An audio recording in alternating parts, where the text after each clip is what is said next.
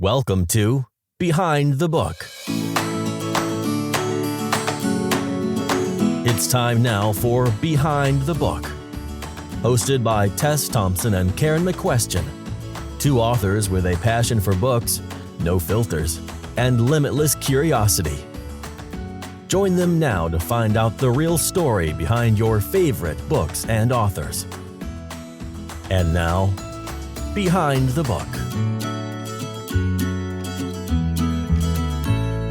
Welcome to another episode of Behind the Book. I'm here with Karen McQuestion, my amazing co-host. I almost said co-star, but star is a little bit of a reach if we're going to be honest. We'll settle on co-host. I'm good with that. Oh my gosh. So we are just Twitter-pated at the moment because our guest was truly amazing. Oh my gosh. We finished talking to Gregory Maguire and we looked at each other and said, oh my gosh, was that not incredible? So wonderful to talk to him. He had a bunch of great stories, was super down to earth.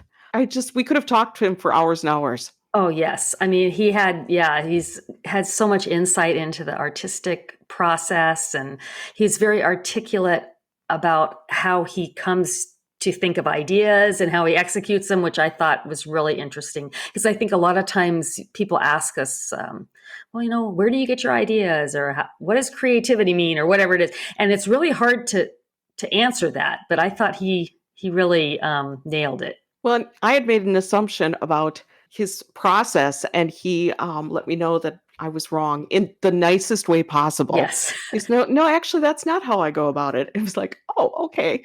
And then the way he goes about it was much more interesting than what I had been thinking. That I was just fascinated to hear. Well, and we said as soon as we got off the air with him that like it just seems like the bigger the authors are, the nicer they are. Like he's like couldn't be bigger. And just was so sweet and down to earth and everything. And interesting to talk to. For sure. Yes. Well, anything interesting going on in your world that you want to share? I decided to take the leap and I'm on TikTok. Interesting. I know you are on TikTok. I don't know what I'm doing, but I can tell you right now that many, many very distinguished looking gentlemen would like to follow me and find my content amazing. And Greg is not even jealous at all. That's how secure he is in our relationship. Yes. Yeah. I don't know that we can be too flattered by the no, I'm taking the male it as a attention. Compliment. I'm older than you. You gotta take what you can get. Yeah. You're all right, still young and cute as can be, little blonde. No. I'm in a different place entirely. I'm like, Alejandro likes my content? Okay, then. Oh, God. Oh, I know. I had somebody commenting on my Facebook posts, and a friend reached out quite horrified. I'm like, yeah, this kind of comes with the territory, and we don't even know. It's like, who is this person? It could be just wanting my bank account information. Here's the tip. Don't give it to them. Okay, good. That's good to know. Yeah. Even if they tell you you're beautiful. And it's a scam. Yeah, that they just need my account information to buy me a plane ticket to, Tahiti or something. That I should not do it. You should not do it. All right. Okay, that's good. All right. Well, we're not going to blab on anymore. We want everybody to listen to this amazing interview. So enjoy the show. Today we are overjoyed to have Gregory Maguire with us. Gregory is a writer of several dozen crossover books for adults and children. His best-known work is Wicked, Life and Times of the Wicked Witch of the West. He also helped found and for 25 years co-directed Children's Literature New England, Inc., a nonprofit that raises awareness of the significance of literature in the lives of children. Welcome. Thank you. Delighted to be with you today. We're so happy you're here. We had to reschedule a couple times because we had kind of some conflicts. So I'm glad we finally connected. Let's call it supply chain issues, and nobody will ask any further questions. Okay, works for me. So we always start out by asking about the path to publication. Did you always want to be a novelist? Were you always a storyteller? I was always a storyteller. I had a kind of negative ambition for my life, which is that at the age of 5, and I was 5 in 1959, at the age of 5, the era of the man in the gray flannel suit and the quiet American. I looked around the world and I looked at what little TV I was allowed to watch as a kid, and I did not see portraits of men at work doing anything that I thought would be life enhancing. In fact, the idea of growing up to be a boring man wearing a suit and a felt hat and leaving the house every day at 8:30 and coming home every day at 6:30 filled me with dread. It seemed to me as if that was a death in life. It would be many years before I would read William Butler Yeats and come to those lines that say, "I have seen them coming at the close of day," coming out of their offices on gray, rainy Dublin streets. But I could anticipate just by virtue of having a strong imagination. So what I decided was not that I wanted to be a writer, but I just kept deciding what I didn't want to do. I didn't want to take a bus and go downtown. I didn't want to work in an office, even though I deeply admired both typewriters and paper clips. I didn't want to have to wear a suit, and I didn't want to have a boss that I had to be polite to, even though I'm an unctuously polite person. I just knew that would seem to me like settling for less than life for me. So I began to rule things out. And among the things that did not get ruled out were anything to do with books, because books were not just something that my entire family was interested in, but they were also my kind of psychological and spiritual salvation in many ways. I started inventing stories by the time I was about 5, and I started doing it seriously by the time I was about 9.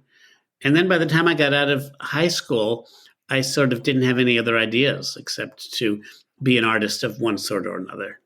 If someone is unfamiliar with your books, which I would find quite surprising, which one would they start with?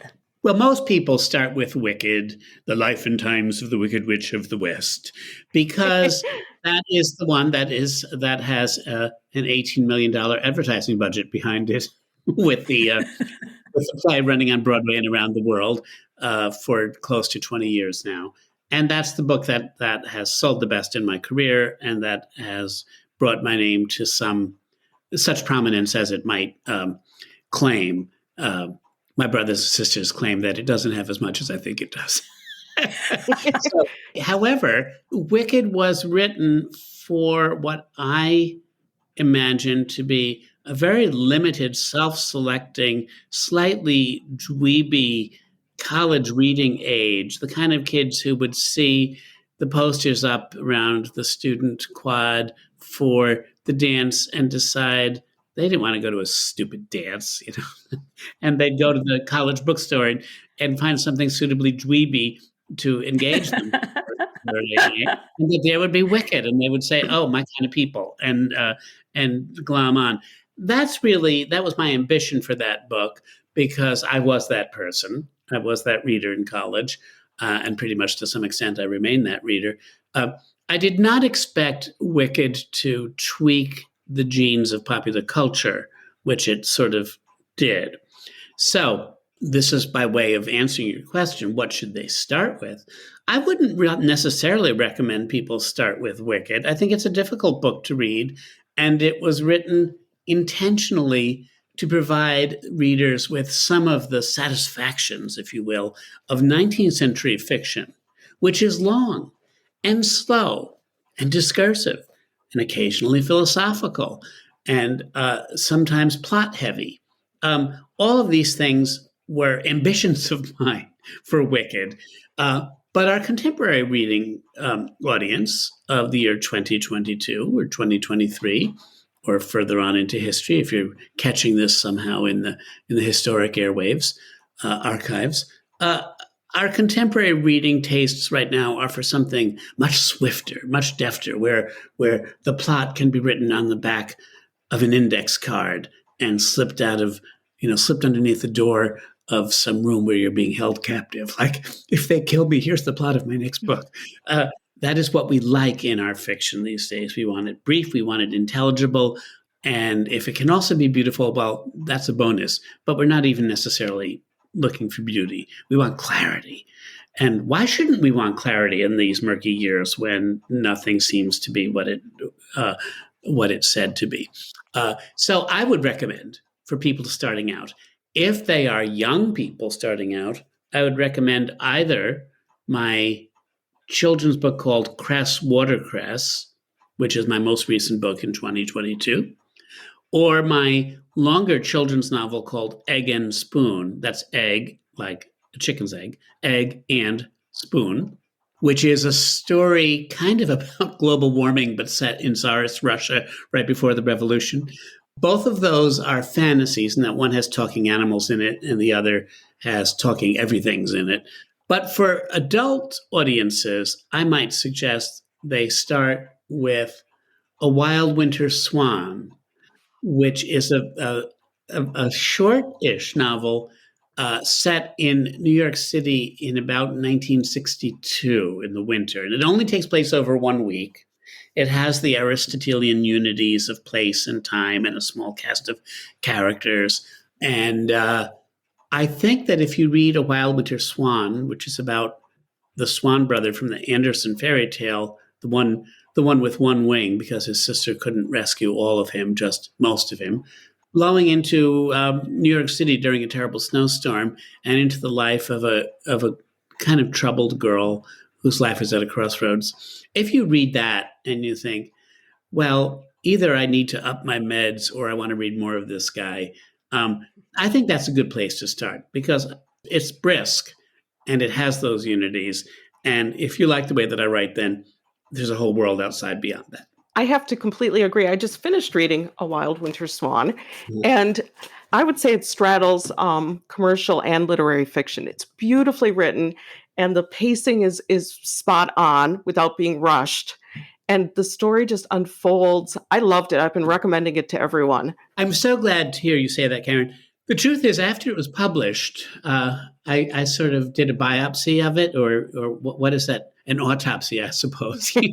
Oh, You hope that it's not a stillbirth, but you take a look at what you've done, and you lay it out on the table, and apply a different set of lenses to the work. When you're writing it, you're applying the lenses, if you will, or the eyesight, the vision of an artist. But once it's all done, you become your own critic. And you think, well, what was done here? How well was it done? What was the author trying to do? And how well did he or she succeed?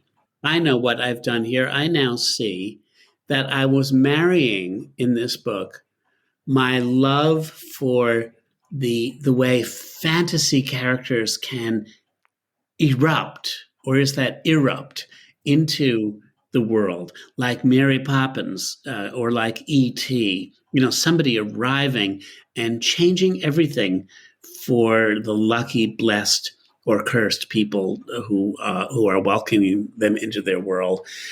There was a marriage of that kind of story, which I loved in childhood, with the only non-fantasy story that I loved when I was a child, and that was the story of Harriet the Spy. I loved that book. Yeah, well, who didn't if they were lucky enough and smart enough to find it and read it? I set the story about a year before Harriet the Spy, maybe a year and a half, and I set it in the same part of New York City, in the Upper East Side. And indeed, as I look back on it, I saw the Italian relatives that my main character, Laura, is living with, run a grocery, sort of like the DeSantis in Harriet the Spy, that Harriet spies on through the back window. And they're just like the slightly better heeled relatives of the DeSantis with their Italian grocery. And this kind of correlation, if you will, of the deep tissue inspiration that childhood reading can give one all the way through one's life is, to my mind, something really worth exploring for writers. They may not, I think all writers can look to see what the DNA of their childhood reading has conferred onto what they care about in their adult writing and in their adult reading. I think there's a deep correlation for most people if they were childhood readers. And there are a few people who are adult writers who weren't childhood readers. So I really endorse going back and doing an autopsy of your work and saying, what was I channeling this time? I mean, for me, it's pretty obvious because I actually like playing with quote unquote found material. But I think all writers have resonances and chiming echoes and harmonics of the works that inspired them and kept them wanting to read when they were young. It's interesting you talked about your inspiration being found material. And that's something that in reading over your whole catalog, I haven't read every book, but you do find inspiration from various different sources. And that's innate in the way writers operate. We pick and choose little things throughout. What is it in your process that it works that way for you? That you read something and think, oh, I could take a little tiny kernel of this and spin off of it. Well, I will correct you. I never do that. I never read something and say I could take this. No. For me, it's a backwards kind of process. What it is I begin to have a burning. It's not really so much an idea because I'm not very smart.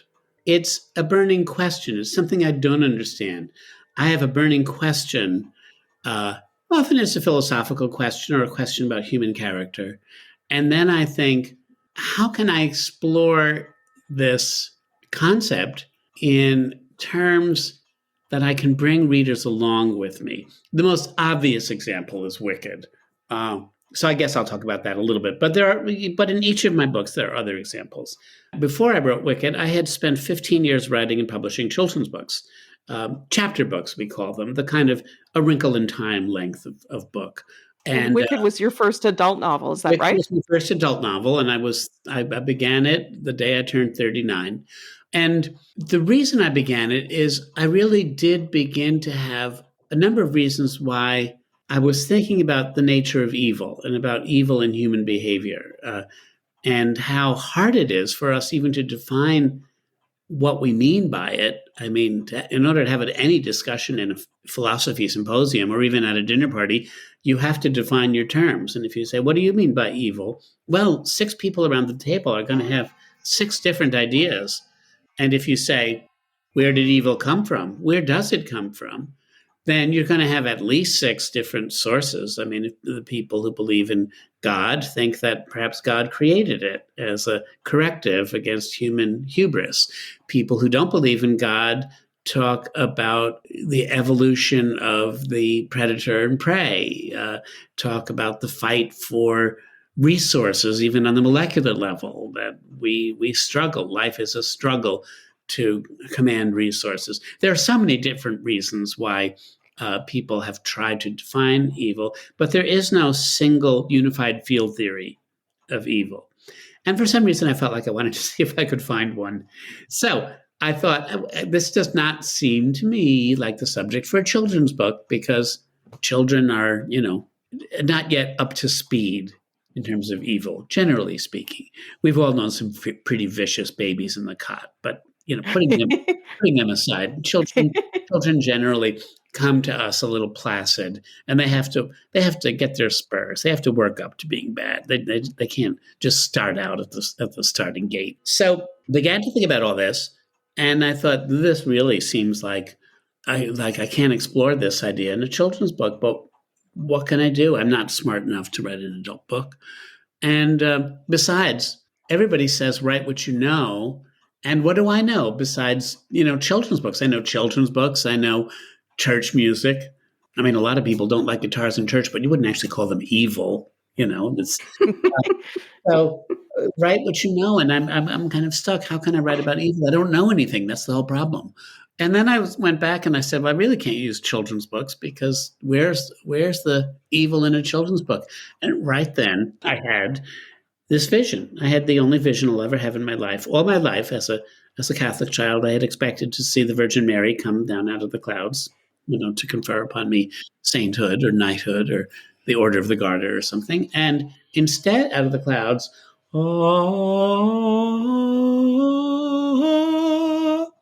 was the Wicked Witch of the West. I'll get you, you little dog. And I thought, Jesus, Mary, and Joseph, I've just had this. And it's not the Virgin Mary. It's Margaret Hamilton. And she's come to heaven to tell me something. And she has said, I am the subject of a novel about evil. Let's face it, honey, she said to me. Wicked is in my name. It's a capital W in The Wizard of Oz. I am the Wicked Witch of the West. Long before there was a World Wide Web, I was WWW. And so I thought to myself, oh my goodness, that really is inspired, because everybody in the world knows who the Wicked Witch of the West is, and nobody knows a thing about her. L. Frank Baum, who wrote The Wonderful Wizard of Oz in 1900, published it in 1900, didn't ever give us a backstory. He just said, in the voice of the wizard, when he spoke to Dorothy, remember, she is wicked, tremendously wicked, and she deserves to die. And Dorothy says, oh, okay, great, where's my gun? And sort of takes on the job as a paid political assassin. And the film doesn't do any better than that either. The film doesn't give her any backstory. The film just says she's green, and so therefore we have every right to consider that she's less than human, and we can hate her and we can rejoice when she dies. That's it. So I thought, that's my subject. All right. But the subject, it wasn't that I wanted to write for Saturday Night Live and write parodies of children's stories. I wanted to write about evil, and I wanted to give the question about what is evil and how do we manipulate our ideas about evil in order to allow us to do it, in order to allow us to, let's say, take up a stone in a playground and throw it at a kid who doesn't look like us or act like us or makes us feel uncomfortable. How does that happen? The Wizard of Oz was just the armature. It wasn't even the armor. Yeah, I guess it was the armature upon which I could put the clothes of my own concern. And that has been the case all the way through my books. So it's an idea that has caused me to go back through my reading life and say, is there anything that I know? Is there anything that I've read that might be a suitable setting for this question? Oh, so it is truly backwards. It really is. You come up with the philosophical question almost, and then explore from there. When I was writing Confessions of an Ugly Stepsister, my second adult novel, the question that came into my head is, how do we qualify beauty?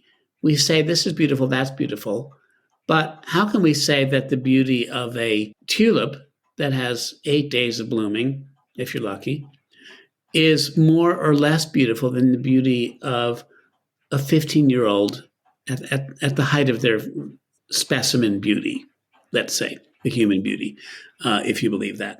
Or how can we say that a 15-year-old who will be less beautiful when he or she turns 16 is more or less beautiful than a painting that a Dutch master has done and that has been around giving pleasure for 400 years? How can we make those statements? And yet there's something in us that's compelled to use charts and scales and to measure. And I became interested in relative values of beauty. And I thought, well, that's a question I know I can't answer, but I want to ask it anyway. So what have I ever read in my life that talks about beauty in that way? And then I thought about Cinderella, and I thought about the fact that when she became beautiful and she got dressed up in a new gown and got a pumpkin coach and she went to the ball, her family didn't even recognize her.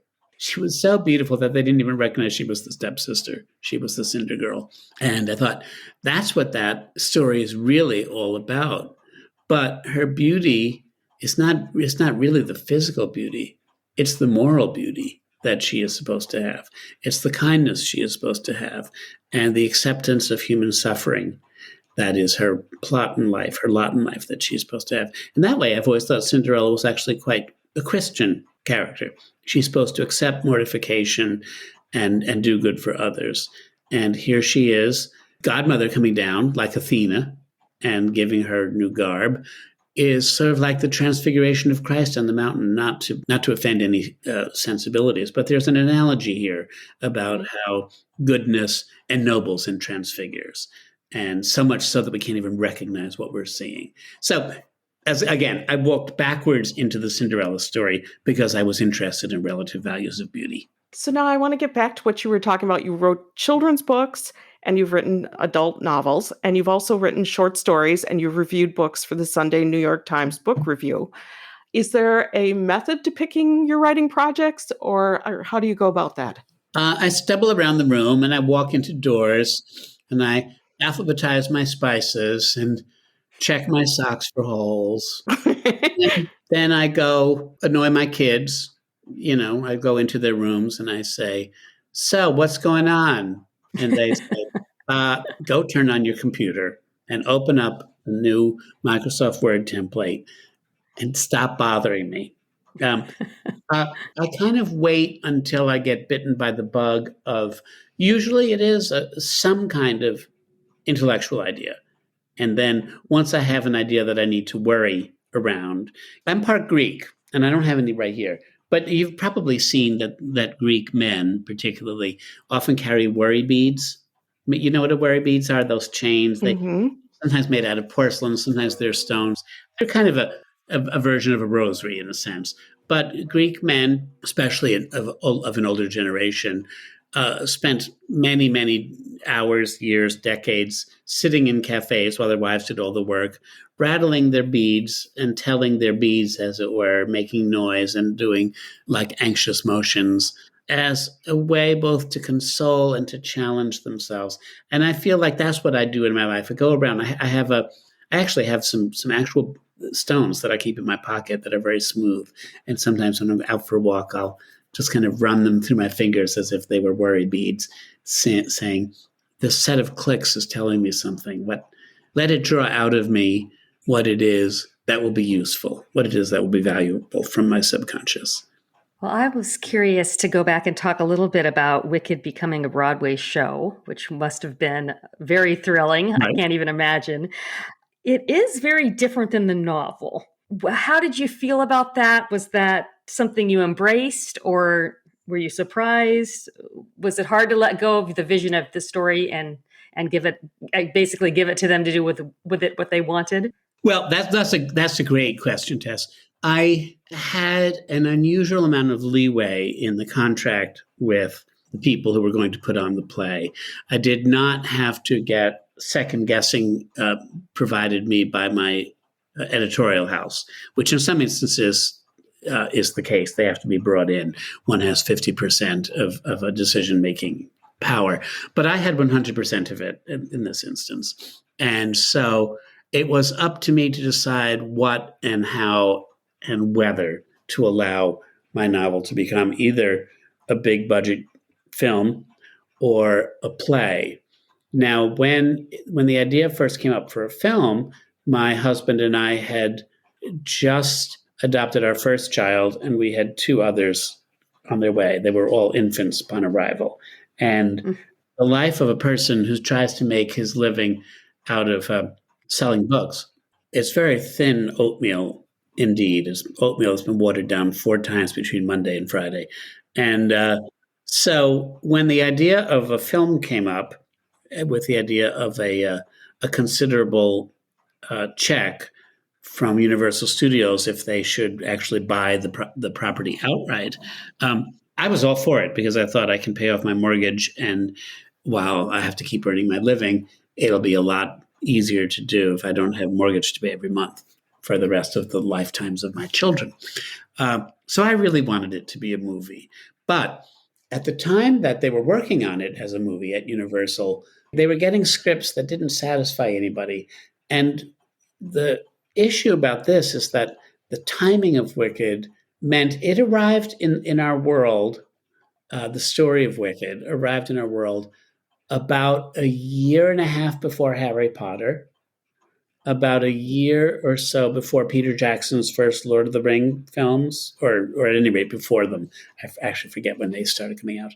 And I think Philip Pullman's Golden Compass might have been sort of contemporaneous with Wicked, or it was 6 months one way or the other on each side.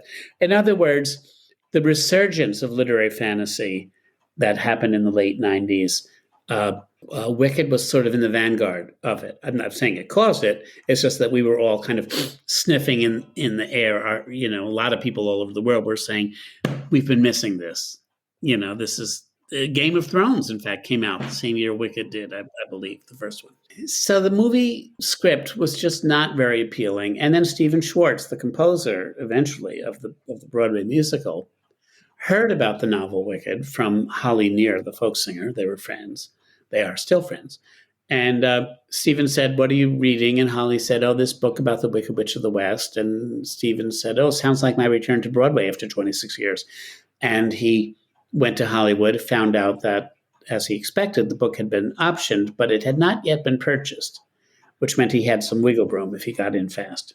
So he went to the producer of the movie, Mark Platt, father of singer Ben Platt, as it happens, if you know him. Oh, interesting. That's interesting. Yeah.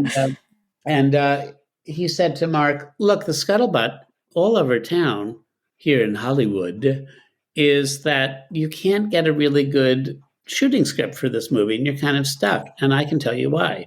And Mark said, "Well, do tell me why then, if you're so smart." And Stephen said, "It's because ever since 1939, the whole world knows that people in Oz sing. And you're trying to you're trying to produce a film that is a straight dramatic film, and you need people to sing." And Mark said, "Well, it makes sense to me." And furthermore, Universal could see that there was a lot of money being made by Disney and Broadway, Beauty and the Beast, The Lion King, and other movie studios wanted in on that game. So he said, "You'll just have to persuade Gregory because he's the one who has the decision-making power. We haven't bought the property outright yet, so it's still in flux. You're going to have to talk him into it." So Stephen Schwartz, lawyer, got in touch with my lawyers, and eventually we arranged a meeting.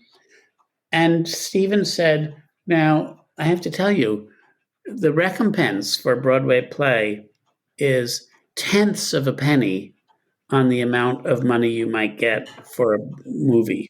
But it has the potential to be much more life-changing because even in this day and age, movies come and gone. They don't have the same, only this is the rare movie that can reach iconic status even in the last 50 years. I mean, there are some movies in the 70s, there's some great ones, but there aren't, they don't have the same power that they had 50 years ago."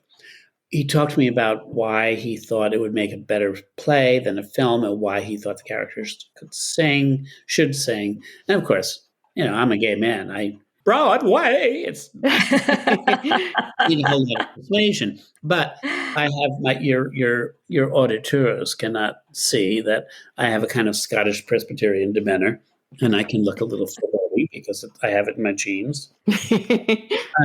I said, "Oh, is that so?" And he got a little nervous, and he said, "Yes." And he told me, "When Elphaba comes out on the stage and sings what's in her heart, you have given her a 19th century pre-Freudian sensibility. So the moral conundrums that she's dealing with, really ring. We have learned to consider moral conundrums to be somewhat embarrassing and evidence of some sort of character weakness. But in the 19th century, they took moral conundrums very seriously, and how you behaved actually mattered. Deep down, we still believe this, but superficially in our postmodern world, it's not cool to believe it." So he said, your story, because it's set in an alternate universe, will allow us to consider these things that we would otherwise have a hard time bringing to the surface. And when you put those conundrums in songs and the orchestra swells and the character stands at the foot of the stage or begins to sing, you have people in the palm of your hands in a way that a film just does not do. I was not hard persuaded about that. But again, I said, "Oh, is that so?" And he got really nervous. And so finally he said, "Well, I'm so convinced that you are going to see the rightness of my plan that I will admit to you that I've already written the first song."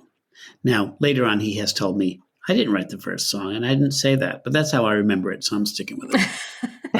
He might have said if the first song is going to be something like this, but I heard that he had written the first song, and I'm sure he said the words, "No one mourns the wicked." No one mourns the wicked, which is the opening number of the play Wicked, a Broadway musical. No one mourns the wicked. No one cries, they won't return. When he said those 5 words, no one mourns the wicked, he basically sealed the deal with me because he persuaded me that he understood I had not written the book as a parody, but that I had written it to invite people to consider seriously how we use terms of derogation as weapons, and that he was going to honor my own intention for writing the book. Once I accepted that he was going to honor that, I actually didn't care that much what he did with the plot. I mean, I hoped it would vaguely resemble my book, but it was more important to me that people think about the things I wanted them to think about. The fact that it resembles the book as much as it does is kind of a pleasant surprise for me.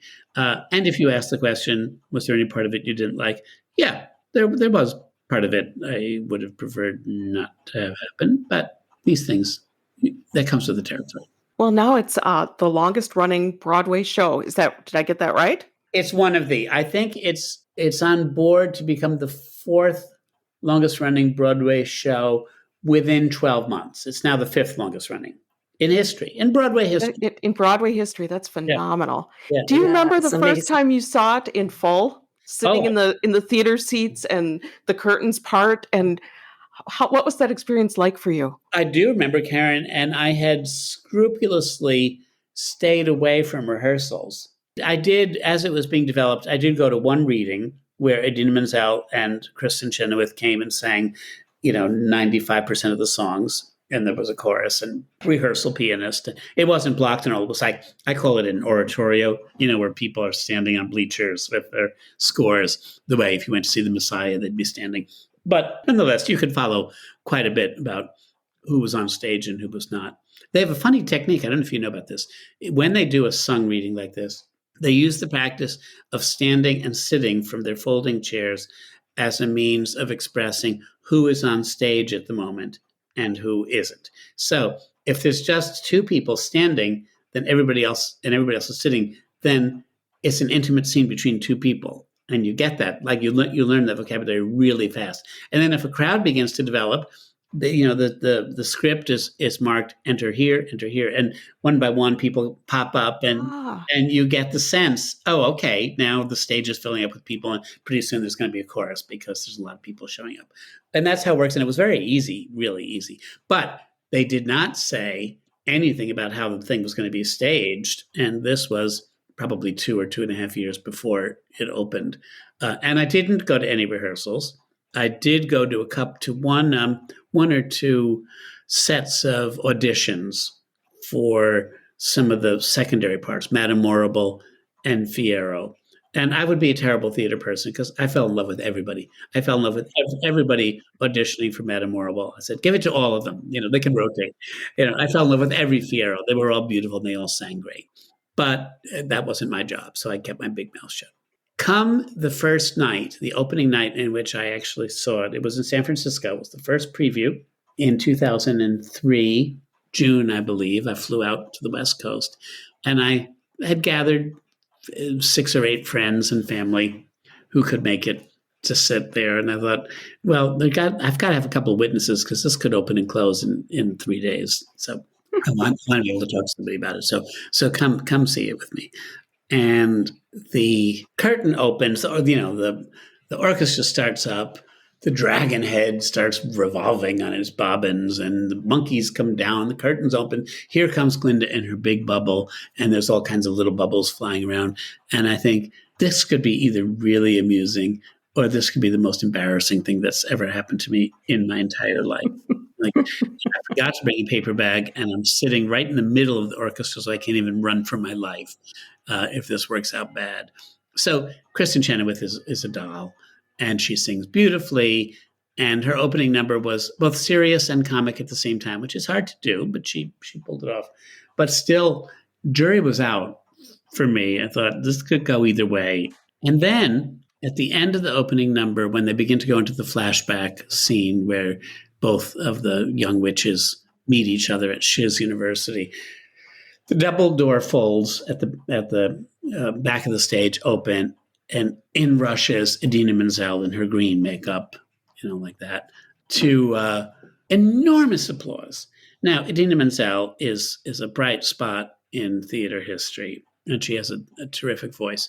But in 2003, she was known to theater aficionados for having appeared in Rent for a while and Aida, but she was not a household name yet. And on the West Coast, she was less well known than she was in New York. The audience went wild to see her before she'd opened up her mouth. And I said to myself, they are not yet applauding Idina Menzel and her voice because she hasn't sung anything yet. They are welcoming the Wicked Witch of the West. They've been waiting for this. They are welcoming her. They're so glad to see her. And at that point, I thought, holy moly, this just might work. And then at the end of the scene, she sings The Wizard and I, which is a great belter number. It's her I Want song, as they call it. And by the time she got to the end, the room was electric.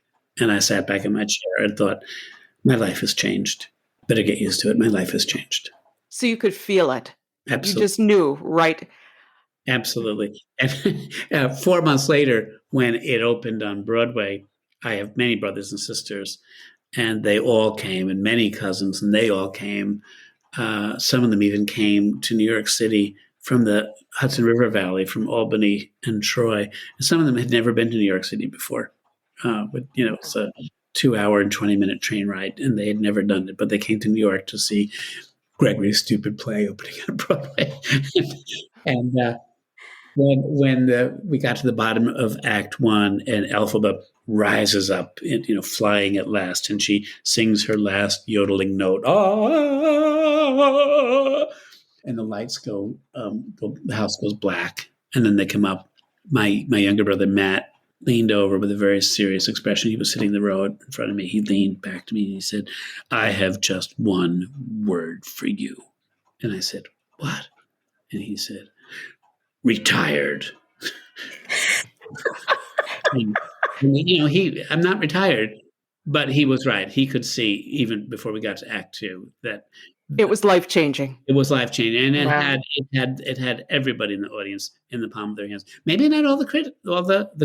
The critics cricketed, and they were mixed feelings. It was a mixed set of reviews, and by mixed, I do mean there weren't some good, some bad. I mean, most reviews said there is good and bad in this production.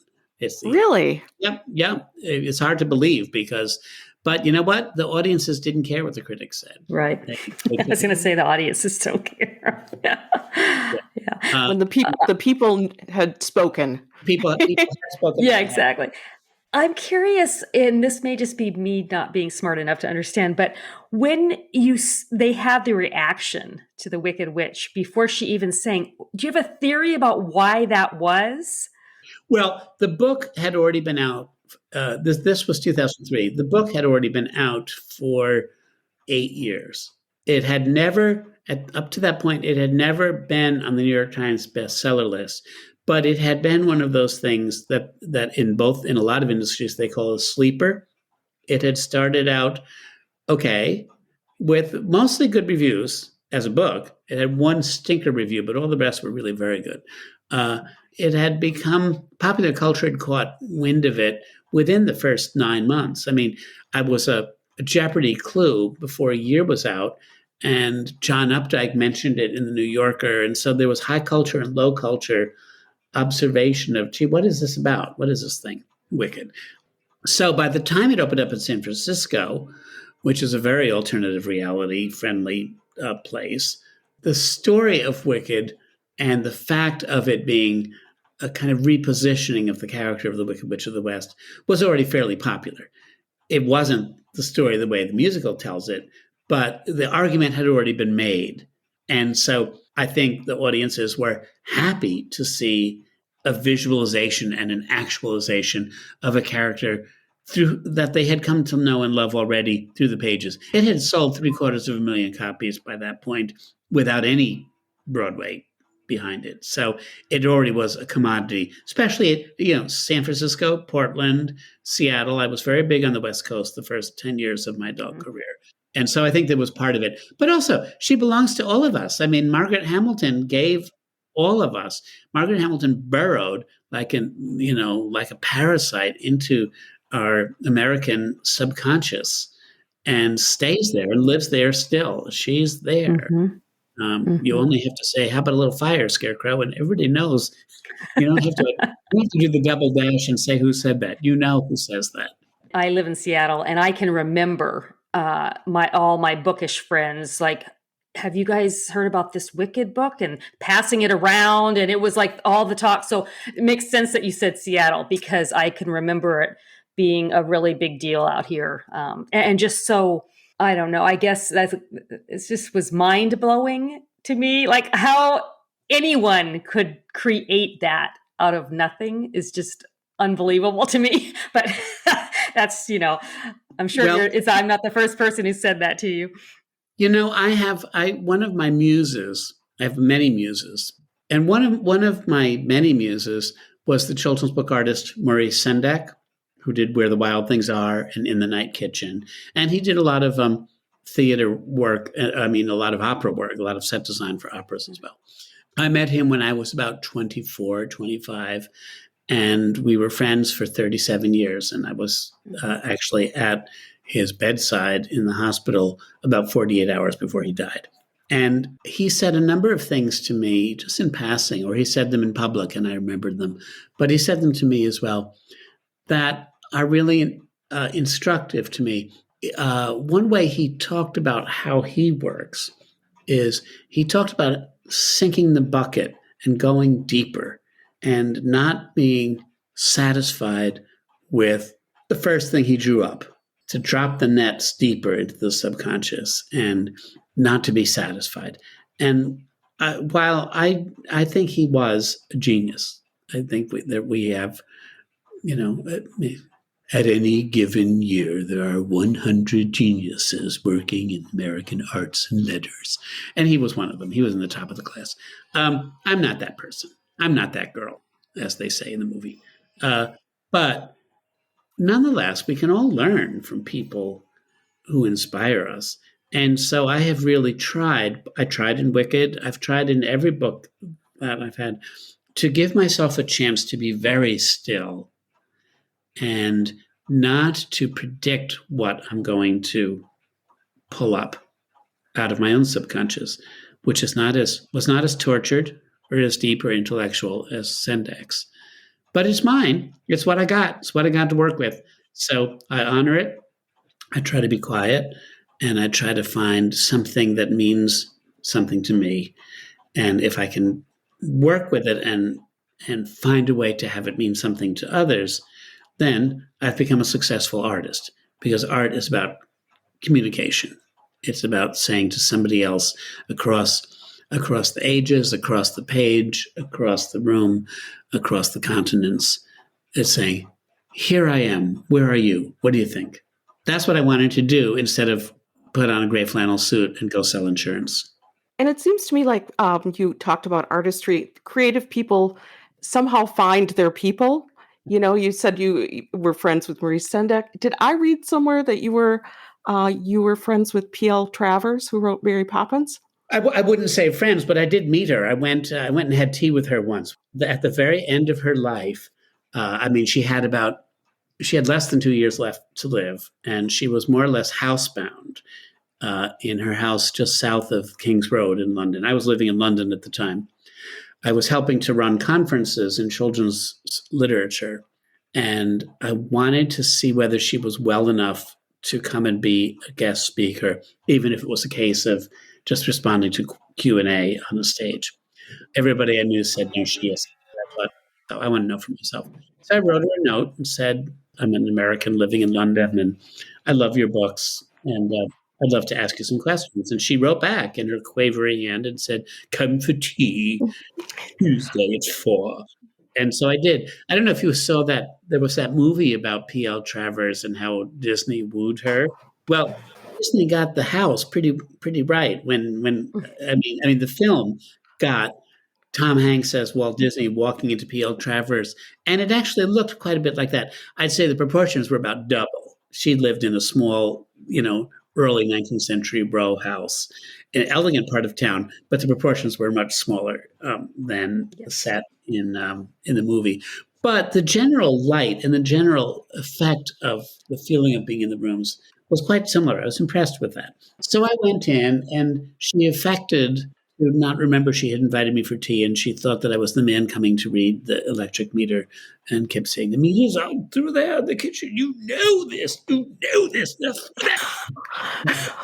But I've come to ask you some questions about your books. Well, I know everybody wants to know about my books, but you must read the meters first. I brought out my books. She didn't seem to be at all startled that somebody working for the lecture company would have 4 or 5 copies of things to have her autograph, including some arcana that was very expensive and hard to find. But, she thought highly of herself, and so did electric meter men all over London, as far as I could tell. So I think she was partly putting me on. That's what I have to conclude. But we had a rare and kind of magic mushroomy kind of conversation about magic and about enchantment. And I said, "Where is Cherry Tree Lane?" And she said, "It's in the book." And I said, "Well, I know it's in the book, but where in London is it?" She said, "It's in those 4 books." And I said, "I understand, but is it in Kensington? Is it in Hampstead? Is it Belsize Park? Where? What neighborhood in London were you thinking of?" And I had said that I saw some stars embedded in the pavement outside her house. And it's true. They weren't like stars in Hollywood, like the Hollywood stars, but there were a few stars further down the street. I had mentioned them to her, and she explained what they were for. I forget what they were for. But she said, "Where's Cherry Tree Lane?" "It's somewhere between the stars and World's End." And World's End is like the next tube stop at the end. It's where Chelsea, it's where the King's Road ends, World's End. They say that's where Australian convicts were shipped out to Australia from World's End. I don't know if that can be true, but that's what I've heard said. But imagine being 89 and being able to say, "Where's Cherry Tree Lane? It's between stars and World's End." Well, of course it is. What a stupid thing for an electric repair person to ask. What a character, huh? She was wonderful. And I'm not an autograph hound particularly, and I'm not the term we used to use in high school. I'm not a suck up, as it were. But on the other hand, I do believe in giving homage to people who have given me so much. And I don't really care if they know who I am. I don't care if they think I'm the electric repair person, the electricity meter reader. I just care that they know that their work has in fact done that communication of which I was speaking earlier. It crossed the Atlantic, it crossed the decades, and I have grown up out of childhood and it's still speaking to me. So you lived in London. I know you've also resided in Dublin. Do you think immersing yourself in other cultures has influenced your storytelling? I think it definitely has. For one thing, there are many things about British writing style, especially from 1900 to the 1960s, let's say, that I really like. I like how British writers handle language. It feels slightly more subtle and perhaps more artificial for a person with an American, background and a Brooklyn dad and all. But I feel like I'm drawn more into story world if I can kind of hear sentences as cast by British writers. Well, I read some. I read C.S. Lewis. I read A.A. Milne. I read Ernest Shepard and Tolkien and P.L. Travers. I mean, dozens and dozens of them. So I felt very much at home there.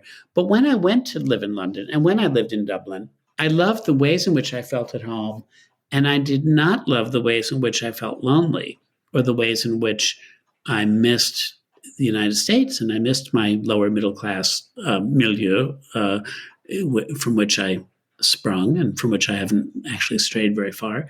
But the missing of it was also instructive because it was the missing of it that allowed it to come into 3-dimensionality in my understanding. For instance, it wasn't until I was living in London that I really understood that Oz really is the United States. Oz is not, Narnia might be England and Middle Earth might be Middle Europe in some ways, but Oz is the US of A. And I didn't really understand that until I was lonely for the United States, until I missed it. And that kind of gave me courage to say, all right, I'm going to look at my own homeland. I was born and raised in Oz. I have as much right to say to people what it's like as anybody else. If nobody wants to read what I've written, that's their business. They don't have to. But I'm not forbidden from taking it on. And that's the advantage of living abroad for a while. A different perspective, Yeah. and some insights that you wouldn't have had otherwise. Americans, and I say this with a great deal of love and affection and appreciation for being an American, Americans are so myopic, and who can blame them? Our country is so big and so various.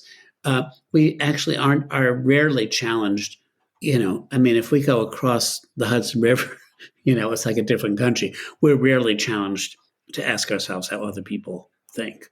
It's fully understandable. We're just too big. In Europe, if you drive the distance that it takes to get from Boston to San Francisco in Europe, and you'd go through about 14 different language systems and 14 different cultures. And that requires you to have a densely energetic set of apprehensions and to put your own conceits about things a little bit on hold as you consider what somebody else thinks. I think that's good for you. And I think it's one of the reasons why the phrase American exceptionalism sometimes makes me want to roll my eyes and take a Tylenol. Because the main thing that is exceptional about us is that we're so very big. Other than that, we're just people with our own history. That's what I think. I hope you don't get your funding sources pulled for that statement. No, you're fine. You're good. Yeah. Put one out if you want. Well, we have a million more questions for you, but we can't keep you forever. So I do want to know if you are working on anything new that you could share with us. And if not, that's fine too. Well, I did. At the beginning of the pandemic, I became anxious about two things. I was a little anxious about money because who knew what was going to happen to the population of the world, and I have children to take care of, and also no one knew that the stock market wasn't going to tank during the pandemic. And but I did know theater was going to dry up, and I thought book publishing might as well. So I was a little anxious. So I sold to my publishers, HarperCollins in New York. I sold them very quickly a 3-book contract idea called Another Day. And this is a kind of spin-off series of my Wicked books. There are 4 books in the original Wicked series. Wicked is the first. And then I stopped it for all time in 2010. And in 2020, suddenly here comes the pandemic. And I both want to secure some income for the next couple of years if I can, but also I want to secure the chance that I might be able to retain my own mental health. And I could tell that if I could not travel, and if I couldn't even go outside, I was going to have something very vigorously engaging to look at and to pay attention to during this time of sequestration. So I went back to Oz. I went back to the imagined world, and I consider it a kind of spin-off series. As Frasier is to Cheers, the series called Another Day is to the Wicked years. And it's about the granddaughter of Elphaba and Fiyero. Her name is Rain. And I have finished, the first book came out last fall. The second one will come out in October 22. And I have just finished draft 6 of the third one called The Witch of Maricourt. First one is The Brides of Maricourt, then The Oracle of Maricourt, and finally The Witch of Maricourt. And so it takes place in the same universe as Oz, but it's a new country that L. Frank Baum never heard of. It's across the ocean from Oz to the west. Do you enjoy writing series? No, I hate it. Oh, not the answer I expected. It's at least with this one, I felt more like I was writing the way the Russians wrote or Dickens wrote in the 19th century, where I wrote these 3 books really close to each other. So in a sense, you could say it's one book published over a 3-year period, and it's about 1,000 pages or 800 pages if you put them all together. And the plot is much more coherent than the Wicked Years books that I wrote over a 15-year period and that actually take place over about a 50-year life cycle, as it were. This takes place over about a 4 or 5 months period. So in that way, it was easier to write. And I also worked writing 3 books in 2 years is the hardest I've ever worked in my professional life as a novelist. Well, you're at the tail end now, so you can relax and exhale. Now, what, Karen, specifically, what tail end are you talking about? Are you talking about my career? Because I sometimes think that maybe I've given the world enough to have to chew on, and I should just sit down and shut up and sit in the back of the room.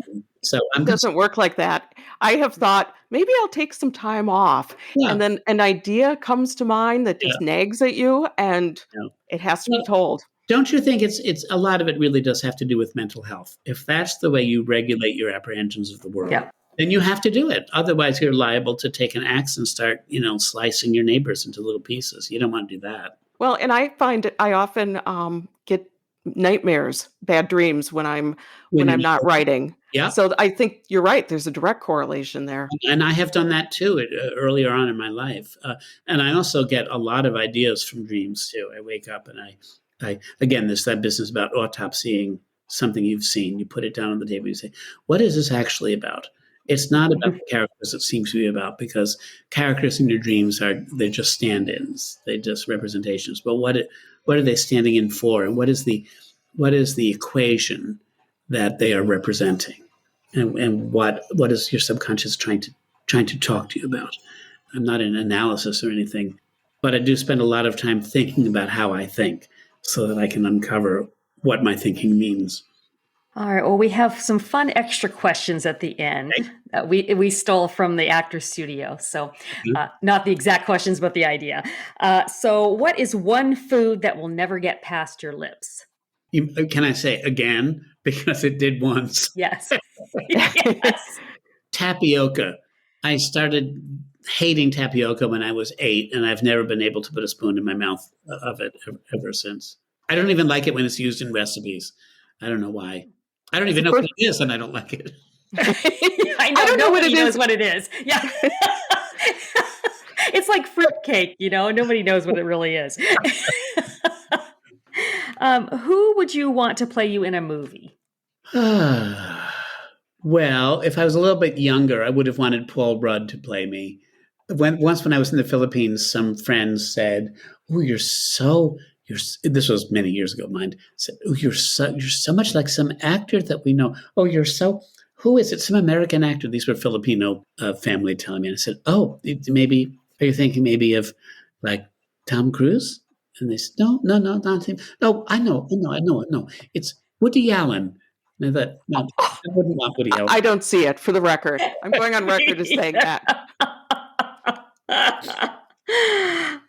What superpower would you pick, given the opportunity? I still dream about flying. You're supposed to stop dreaming about flying once you reach your sexual maturity. And maybe that says something deep about my psychosocial retardation. But I still dream about flying, and fairly often. I would love to fly. I fly in my dreams. What's your biggest guilty pleasure? Well, my biggest guilty pleasure is that I was raised Catholic, and I have very few guilty pleasures. In fact, I really don't have any. I don't like doing things that I'm not supposed to do. I don't like eating or drinking too much. I mean, I love to drink, but I know when to stop. I am not a philanderer, and I don't do drugs, and I bring library books back on time, and I tithe, sort of. It's like my biggest guilty pleasure is that I'm so boring, and I feel guilty. I feel guilty, but there's no pleasure in being boring. So I can't answer that question. You'll have to come back to me in a year or two. I'll try to develop a vice, though. I'll try to develop a vice, and I'll send you a card if I can find one. Report back. Yeah. What is the worst job you've ever had? Scooping ice cream at Friendly's Ice Cream, which is a chain in New England. I don't think it ever went national. It's like Howard Johnson's used to be with all those varieties. And the job itself wasn't bad, but I was the only college male student working at that shop. There were older people who were kind of immigrants working the grill, and there were high school girls who did the tables. And I wanted to do the tables because I wanted to talk to people. I wanted to have conversations with the guests. But I was only allowed to scoop ice cream. And it was hard work, and it was boring. and you were supposed to cheat a little bit because you were taught to use the scoop in such a way that the ice cream curled with a hollow interior, and you gave them less ice cream than it looked. And I didn't like that, so I cheated the other way around. I gave them more ice cream than the store said I was supposed to. But that meant I had one giant bicep at the end of the summer, and I was like, Mr. Mousy on the left hand because I didn't scoop with my left hand. And that made me very unpopular through the rest of my college years, so I quit.